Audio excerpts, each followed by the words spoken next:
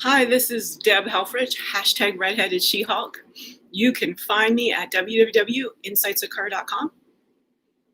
This is two of the most crucial and salient ways to confront anyone who's being racist. Talk about the science of melanin, or talk about the evolutionary facts that we're all Africans. This came about in a comment. I was watching Uncomfortable Conversations with a Black Man, the episode with Chelsea Handler. And she's not somebody who I've had any prior screen time with. Not my genre. Although I might be her competition. We'll get to that.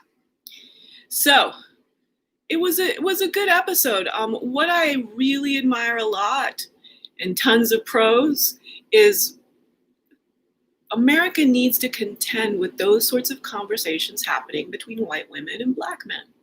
And across every combination, what we need to just see is adults being adults, able to be entirely in their differences, able to speak their own truth, able to be there to continue talking, to get to a point where both people leave the conversation satisfied that they've not been dehumanized. Dehumanization is what we're fighting here, across all the battlefields of all of the categories that's used to judge people not worthy. So my comment, nice framework, because what she says is we need a lot more legislation. And Deb says, we've had legislation, tons of it, across centuries. More legislation will not shift widespread prejudice, nor will more education in the current model. I'm certain every police training that exists says thou shalt not kill. And we've heard that in other areas of life as well, have we not? So why are so many Black people dying simply because they are Black around the US? Hatred and ignorance driven by fear.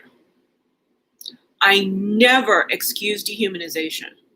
But as a philosopher, it is my job to think deeply about seemingly unsolvable problems and to point out doing what we've already done unsuccessfully is insanity.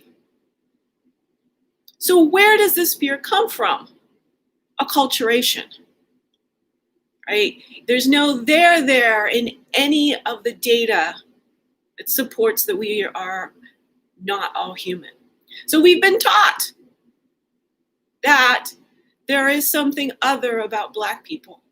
And in that premise, we're worried that somehow we are other, worried that somehow we will be judged less than in some way. There's a great deal of self-hate that comes along with living in any society of oppression, a great deal of inequity.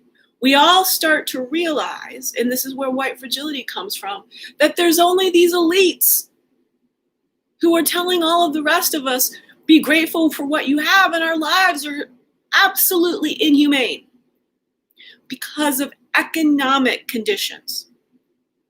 And it is in the economic conditions that we must always center this discussion on ending racism. It's not in the government. The government's bought and sold by multinational corporations. Not quite literally, but I'm talking about lobbyists. I'm talking about public opinion. I'm talking about the fact that money owns the government. The government takes money from people. It's a fact. So government is downstream, especially in the US, of hypocrisy of the way we make money, corporations. That corporations don't have equitable access to the economic security of this nation. This is what we're all talking about. Capitalism and racism are twins. They were born together in the mid-1400s, and around that framework, I talk lots of videos. What we're talking about today is really How do we have a conversation with somebody who said something racist and confront them in a way that we say, I just want to point out that's racist, and let me just talk about racism itself. I mean, you don't have to figure out that, say something's wrong with the person. Take the phrase, make the phrase wrong, and then come with a few ideas about, in general, the concept of racism being wrong.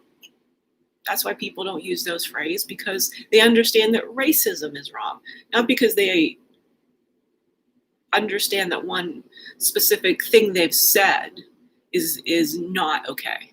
Because then they just don't say that thing, but we haven't solved the root problem. How do we solve the root problem? In this society, we trust in science. There are a few evolution deniers, and I don't know what we do with them. That's not my problem. I'm talking to the main group of Americans who understand what evolution is. So the science of melanin, first of all, makes it clear that skin tone does not indicate the mind, heart, or soul of a person. What it does indicate is simply the latitude average of all of our ancestors. You're the skin color you are right now because of the average of all of your ancestors. We all have melanin, freckles, nice patterned melanin.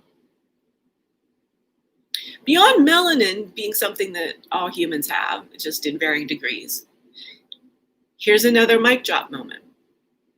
We do not have a shred of evidence, archaeologically, anthropologically, that biologically, that humans originated anywhere outside of Africa. All of the American civilizations, the Incans, the Mayans, thousands of indigenous tribes, all Africans. Aboriginal Australians, Africans who went on rowabout. We are all African ancestrally.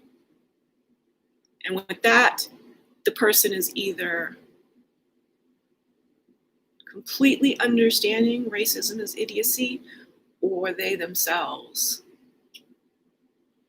have a mental insufficiency that is prohibiting them from using facts to get rid of beliefs. And we have to call that a mental health problem. This has been Deb Helfrich out. #redheaded She-Hulk.